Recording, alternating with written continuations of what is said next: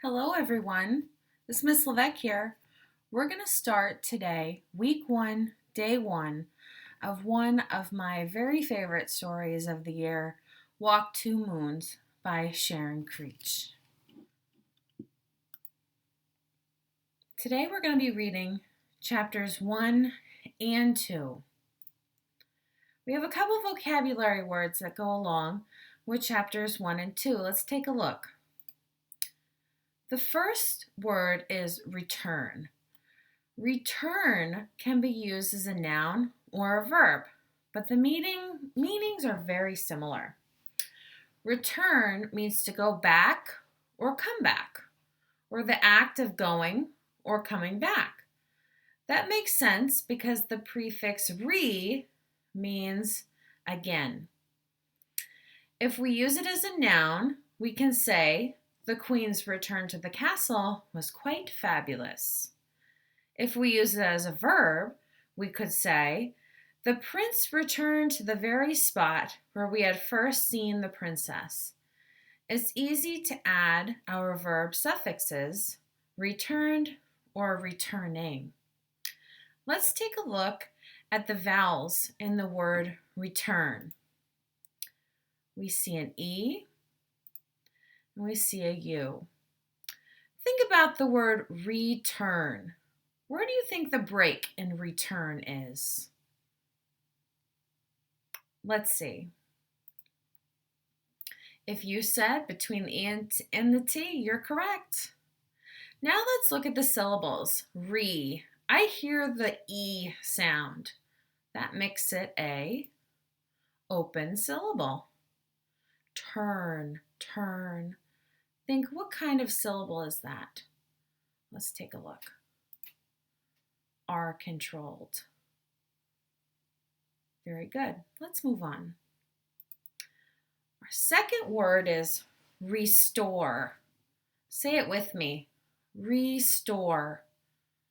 Restore has the same prefix, so we know that it is going to have something to do with again. It means to bring something back to its original or perfect condition. We can restore an old house by painting it and repairing it. We can also restore our good feelings about someone if that person apologizes. Restore can be used as a noun, but we have to add a suffix. Restoration. The restoration of the house was quite expensive. Let's take a look at the syllables in restore. I see an E. I see an O. Oh, and just like return, the break is between the E and the S. Re. I remember from last time that was an open syllable. It's open again.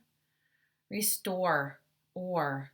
Let's see what kind of syllable that is. Are controlled. So return and restore have a lot in common. Let's get into our reading. Our first focus today is we're going to meet our main character, Sal, as she moves and as she takes a trip with her grandparents. Focus on how she feels about both events. Look for clues that the author provides. Today we're going to be reading, like I said earlier, chapters 1 and 2. And something that's really special about this book is that it's 2 stories in one. Let's see how that unfolds. We're going to take a quick break between chapters 1 and 2 to look at some clues that are on page 2. And when we get there, we'll stop. Let's take a look. Let's have our books ready. You should have your book in front of you and should follow along with me as I read. Now try reading along out loud with me. Chapter 1, A Face at the Window.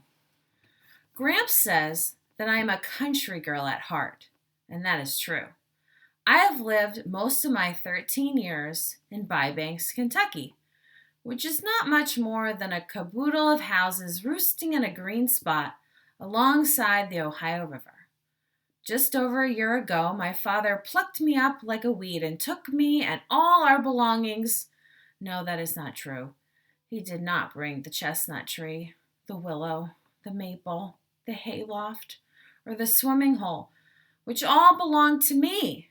We drove 300 miles straight north and stopped in front of a house in Euclid, Ohio. No trees, I said? This is where we're going to live? No, my father said. This is Margaret's house.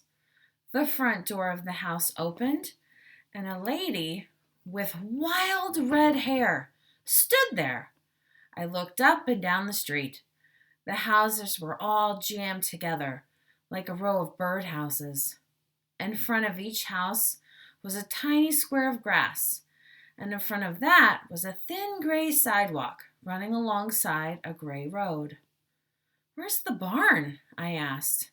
The river? The swimming hole? Oh, Sal, my father said. Come on. There's Margaret. He waved to the lady at the door. We have to go back. I forgot something. Ooh. Let's pause right there.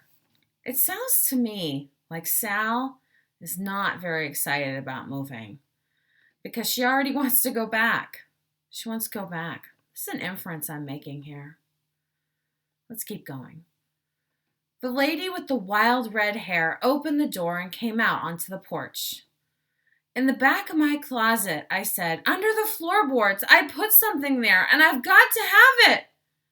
Don't be a goose. Come and see Margaret. I did not want to see Margaret, and I stood there looking around, and that's when I saw the face pressed up against an upstairs window next door. It was a round girl's face, and it looked afraid.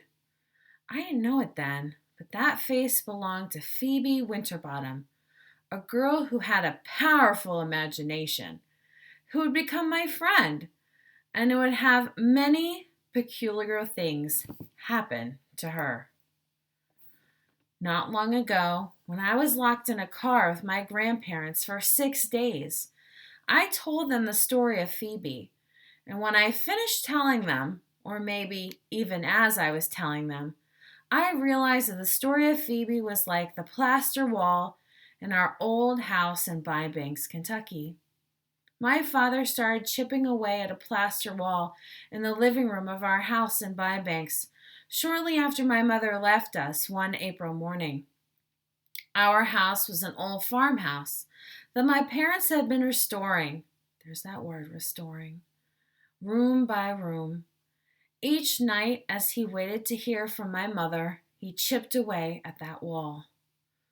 On the night that we got the bad news that she was not returning, he pounded and pounded on that wall with a chisel and a hammer. At 2 o'clock in the morning, he came up to my room. I was not asleep. He led me downstairs and showed me what he had found. Hidden behind the wall was a brick fireplace. The reason that Phoebe's story reminds me of that plaster wall and the hidden fireplace is that beneath Phoebe's story was another one, mine. Chapter 2. The Chickabiddy starts a story. It was after all the adventures of Phoebe that my grandparents came up with a plan to drive from Kentucky to Ohio, where they would pick me up, and then the three of us would drive 2,000 miles west to Lewiston, Idaho. This is how I came to be locked in a car with them for nearly a week. It was not a trip that I was eager to take, but it was one I had to take. Gramps had said, "We'll see the whole ding-dong country." Graham squeezed my cheeks and said, "This trip will give me a chance to be with my favorite chickabiddy again. I am, by the way, their only chickabiddy." My father said that Graham couldn't read maps worth a hill of beans, but that he was grateful that I had agreed to go along and help them find their way. I was only 13, and although I did have a way with maps, it was not really because of that skill that I was going, nor was it to see the whole ding-dong country that Grandma Gramps were going. The real reasons were buried beneath piles and piles of unsaid things. Some of the real reasons were: 1. Grandma Gramps wanted to see Mama, who was resting peacefully in Lewiston, Idaho. 2. Grandma Gramps knew that I wanted to see Mama, but that I was afraid to. 3.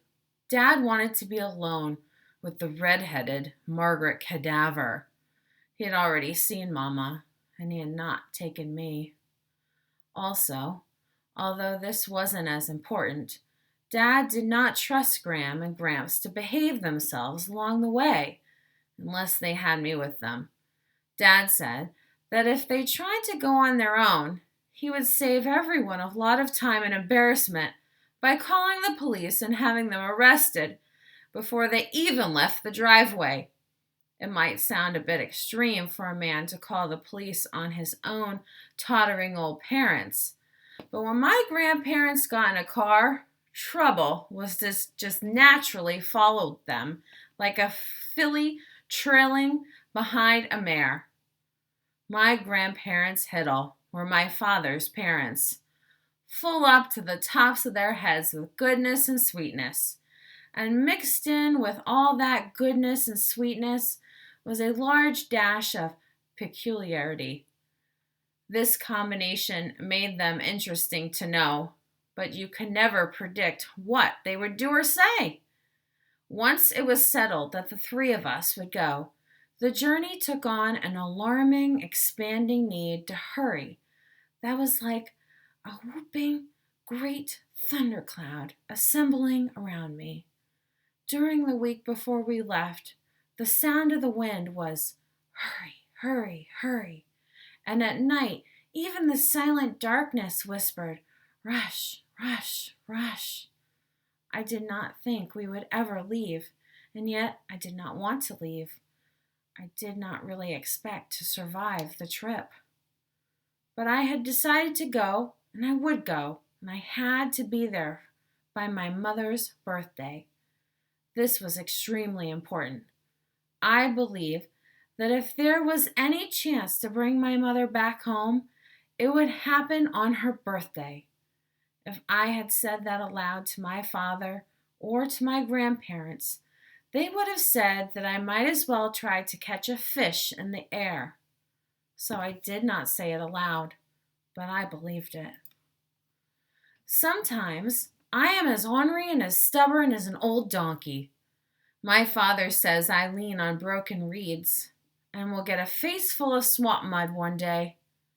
When at last Grandma Gramps Hiddle and I set out that first day of the trip, I prayed for the first 30 minutes solid. I prayed that we would not be in an accident.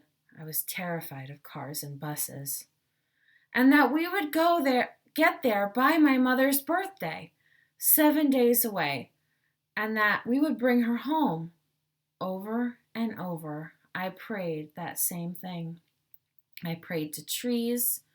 This was easier than praying directly to God. There was nearly always a tree nearby. As we pulled onto the Ohio Turnpike, which is the flattest, straightest piece of road in God's whole creation, Graham interrupted my prayers. Salamanca? I should explain right off that my real name is Salamanca Tree Hiddle. Salamanca, my parents thought, was the name of the Indian tribe to which my great-great-grandmother belonged. My parents were mistaken. The name of the tribe was Seneca, but since my parents did not discover their error until after I was born, and they were by then used to my name, it remained Salamanca. My middle name, Tree, comes from your basic tree, a thing of such beauty to my mother that she made it part of my name. She wanted to be more specific and used sugar maple tree, her very favorite. But Salamanca sugar maple tree Hiddle was a bit much, even for her. My mother used to call me Salamanca, But after she left, only my grandparents Hiddle called me Salamanca, when they were not calling me Chickabiddy. To most other people, I was Sal, and to a few boys who thought they were especially amusing, I was Salamanca. In the car, as we started our long journey to Lewiston, Idaho, my grandmother Hiddle said, "Salamanca, why don't you entertain us?" "What sort of thing did you have in mind?" Gramps said, "How about a story? Spin us a yarn." I certainly do know heaps of stories, but I learned most of them from Gramps. Gramps suggested I tell one about my mother that I could not do. I had just reached the point where I could stop thinking about her every minute of every day. Gramps said, "Well then, what about your friends? You got any tales to tell about them?" Instantly, Phoebe Winterbottom came to mind. There was certainly a hog's belly full of things to tell about her. "I could tell you an extensively strange story," I warned. "Oh, good," Gramps said. "Delicious." And that is how I happened to suspend my tree prayers and tell them about Phoebe Winterbottom, her disappearing mother, and the lunatic.